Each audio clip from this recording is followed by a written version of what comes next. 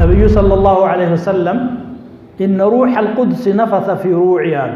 ይሄ ቅዱሱ መላኢካ ጅብሪል ዐለይሂ ሰላም በልቤ ላይ ሹክ አለኝ አነ ነፍሰን ለን ተሙተ ሐታ ተስተክሚለ ሪዝቀሃ፣ ማንም ነፍስ ሪዝቋን ሳታጠናቅቅ አትሞትም።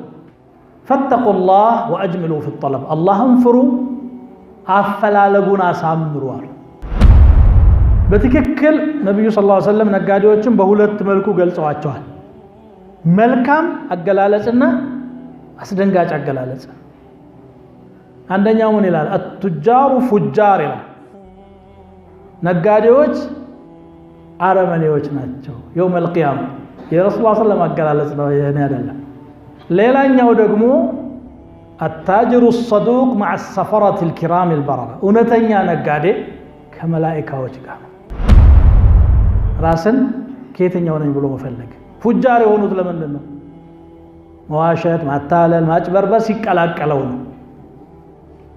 በሐቁ ከነገዱ ቶሎ መክበር አይገኝም። ወላሂ ሰው እንዲህ ብሎኛል። እንደዛ ኪታቡ እንደሚለውማ መለወጥ የለም ይለዋል። والله العظيم الله አንተን ሀብታም እንድትሆን ወስኖ ከሆነ አይቀርም።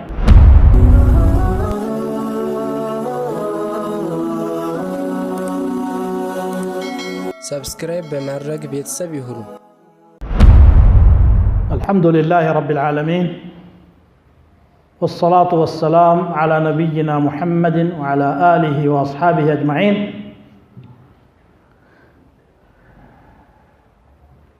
በዛሬው ዕለት ስለ ሪዝቅ ነው ባጭሩ ያነሳው ያለሁት። በዚህ አጭር ኹጥባ ተዳሶ የሚያልቅ ባይሆንም ለማስታወስ ያህል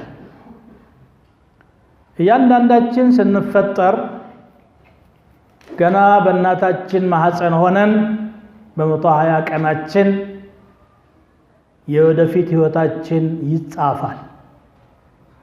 መላእክታው ይታዘዛል።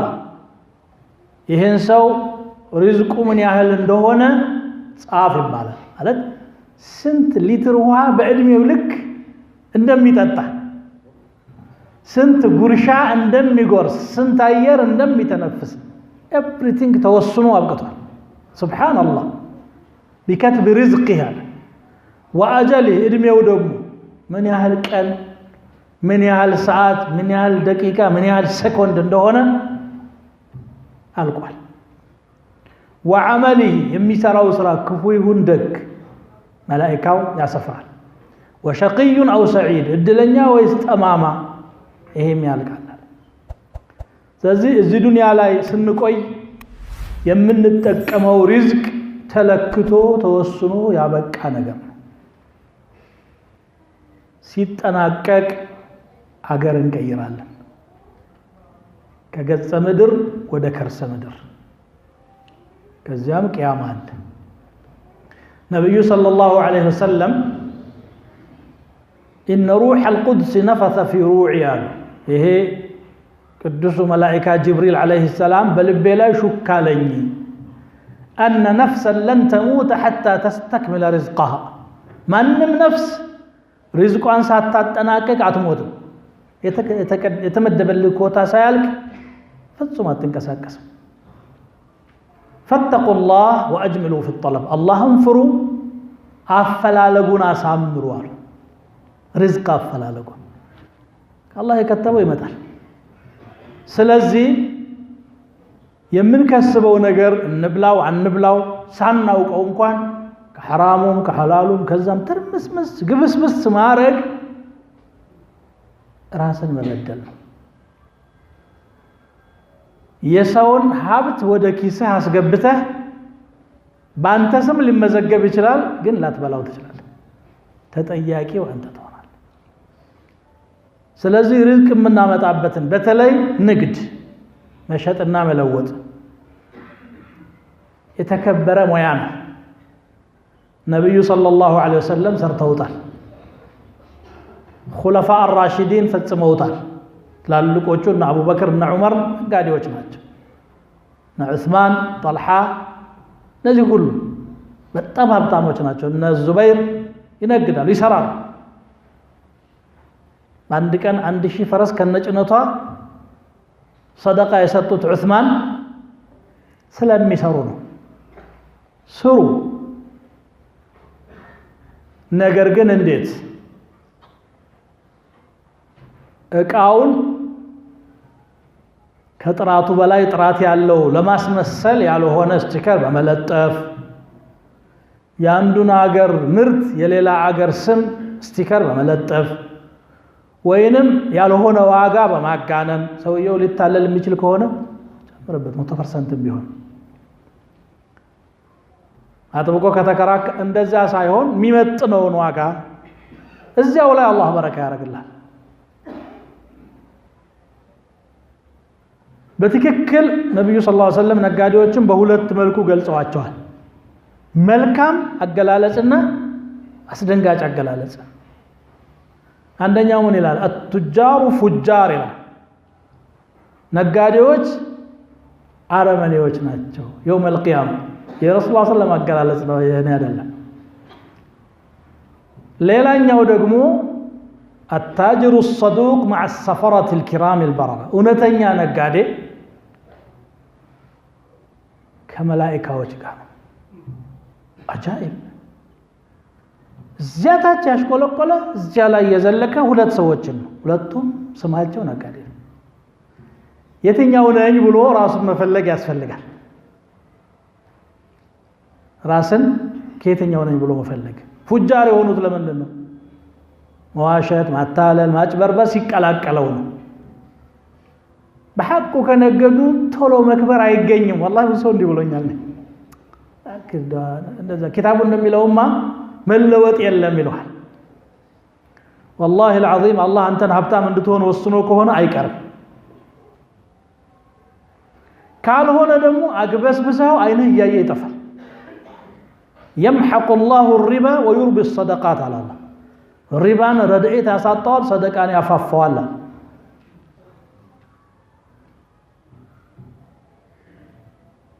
ለፍቶ ከሐላሉም ከሐራሙ አግበስብሶ ገንብቶ ሰማይ የደረሰው ገንብቶ በማግስቱ እሱ ይሞታል። አላጋጠማችሁ እንደዚህ? አሁን እያንዳንዳችሁ ምሳሌ በልቦናችሁ እየቀጠቀሳችሁ ይመስለኛል። እገሌ እንዲሆናል እገሌ እንዲሆናል ያላችሁ እኔም አንተም እንዲህ ለመሆን ይከለክል ነገር የለም። ትርፉ ምን ሆነ? ኃጢአቱ በእኛ ላይ ጥቅሙ ለሌላ ሰው። በትክክል ነግደውም ደግሞ ያተርፋሉ። ሰሞኑን መዲና ነበርኩኝ። አጃኢብ አይቼ የመጣሁት ምን አየሁ? ህንፃ አየሁኝ። ወቅፍ ዑስማን ብን ዓፋን ረዲየላሁ ዐንሁ ይላል። ከሐረሙ ትንሽ ፈቅ ብሎ ዑስማን ይሄ ምንድነው? በስማቸው ገንብተውት ነው ወይ ብዬ ጠየቅኩኝ። አይ አይደለም ማለት ያን ያደረቁት ወቅፍ እየተንከባከቡት ወደ ልማት እያዞሩት እስካሁን ድረስ ቆይቶ ነው።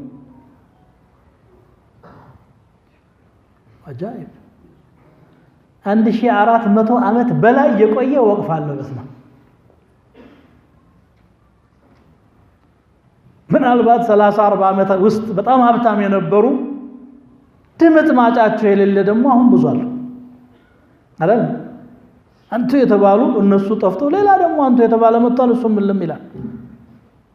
وما المرء إلا كالشهاب وضوئه يحور رمادا بعد إذ هو ساطع ሰው ማለት ብልጭ ልም ነው። ስለዚህ ሐላሉ ላይ ካተኮር ነብዩ ሰለላሁ ዐለይሂ ወሰለም ሁለት ተገበያዮች ምርጫ አላቸው። እውነት ከተናገሩና ይቃው ውስጥ ያለ ደካማ ጎንም ካለ ሐቂቃውን ከተናገሩ ሰደቃው በየና ቡሪከ ለሁማ ፊ በይዒሂማ ገበያቸው በረካ ይሆንላቸዋል። ወኢን ከተማ ሙሒቀት በረከቱ በይዒሂማ ከደበቁ ደግሞ የሽያጩ በረካ ይጠፋል። ቁጥሩ በርከት ያለ ነገር እጁ ሊገባ ይችላል። ግን የዛኑ ያህል ደግሞ አፋት አላህ ይለቅበታል የሚያጠፋው። በዚህ ሚሊዮን ታስገባለህ፣ በዚህ ሚሊዮን ታወጣለህ። ትርፉ ገባ ወጣ ብቻ። ስለዚህ ቀሊሉን ቱአዲ ሽክረህ ኸይሩን ሚን ከሲር ላ ቱአዲ ሐቀህ። ሐላል ላይ እናተኩር። እኛ ደግሞ እንደ ሙስሊም ሐታ በዓለም ላይ አሁን በሁሉ ነገር ተቀድመናል። እንደው ቁርጡን ልንገራችሁ፣ በቴክኖሎጂ በእሴታችን ነው መቅደም የምንችለው በአኽላቃችን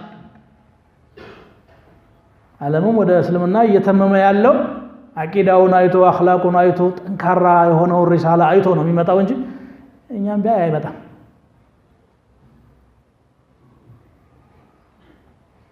መጥፎ ምሳሌ መሆን አይተበቅብንም በመናደርገው ነገር ማለት ነው ድሮ አገራችን ሐራሮች አርጎባዎች ያው በታሪክ የማውቀው ነው ልጆቻቸው ገበያ ንግድ ከመግባታቸው በፊት ሚንሃጅ ካልቀሩ አይፈቅዱላቸውም ይባላል ሚንሃጅ የሚባል የፍቅህ ኪታብ አለ ኢማም ሻፊዒ መዝሐብ ለምን احكام البيوع ما وقع አለበት ما يحل وما يحرم አንዳንዱ አሁን ስለ ግብይት ስታወራውና ሸሪዓው ተውት ኡስታዝ አላህ ይሰትረን ይላል ተከድኖ ይብሰል ነው ያለው ነገር ብዙ ነገር ስላለው ማለት ተውት አላህ ይሰትረን አላህ እንዲሰትርህ ከፈለክ استر نفسك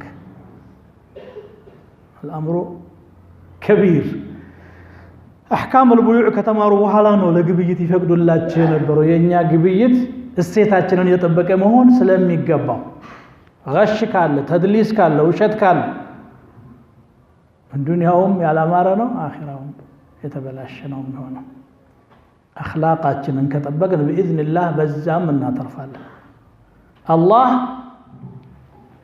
አማና ስለጠበቅን ሪዝቅ ይከለክለናል ብሎ ማሰብ ራሱ خلل የዓቂዳ ችግር ነው ከዛ ነው የሚጀምረው እዚህ አላህን እንፍራ ይሄን አይነት ምክር ካልተመካከርነው ምንድነው የምንነጋገረው ከሚል አንፃር ነው ይሄንን ያነሳሁት ለኔም ለእናንተም ለሁላችንም አስፈላጊ ነገር ነው احكام البيوع ማወቅ አለብን በየመሳጅዱም የሚሰጠው درس ምናልባት ከሶላት ከጾም ያልዘለለ እየሆነ ነው ያለው درسም ጭምር ማለት ነው እንዴት እንግዛ እንዴት እንሽጥ እንዴት እንለውጥ እንዴት እንኖር ዲናችን ከሆነ በጣም ሰፊ የሆነ ጥልቅ የሆነ ለሁሉም መመሪያ ያለው ደሞ የሚያኮራ የሚያረካ የሚጠቅም ዱንያ አኺራ ላይ የሚያዋጣ የሆነ ዲን ነው فاتقوا الله تبارك وتعالى أقول ما تسمعون واستغفر الله لي ولكم ولسائر المسلمين فاستغفروه إنه هو الغفور الرحيم البر الكريم ثم صلوا وسلموا على نبيكم كما أمركم في محكم تنزيله في قوله الحكيم إن الله وملائكته يصلون على النبي يا أيها الذين آمنوا صلوا عليه وسلموا تسليما اللهم صل وسلم وبارك على عبدك ورسولك نبينا محمد وعلى آله وأصحابه اللهم آت نفوسنا تقواها وزكها وأنت خير من زكاها اللهم أغننا بحلالك عن حرامك وبطاعتك عن معصيتك وبفضلك عمن سواك اللهم أغننا بحلالك عن حرامك وبطاعتك عن معصيتك وبفضلك عمن سواك اللهم اكفنا بحلالك عن حرامك وبطاعتك عن معصيتك وبفضلك عمن سواك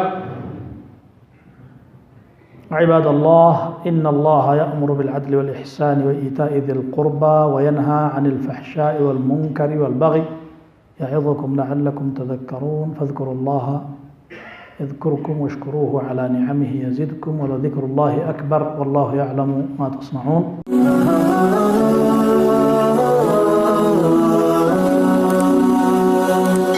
سبسكرايب بمرق بيتساب يهرو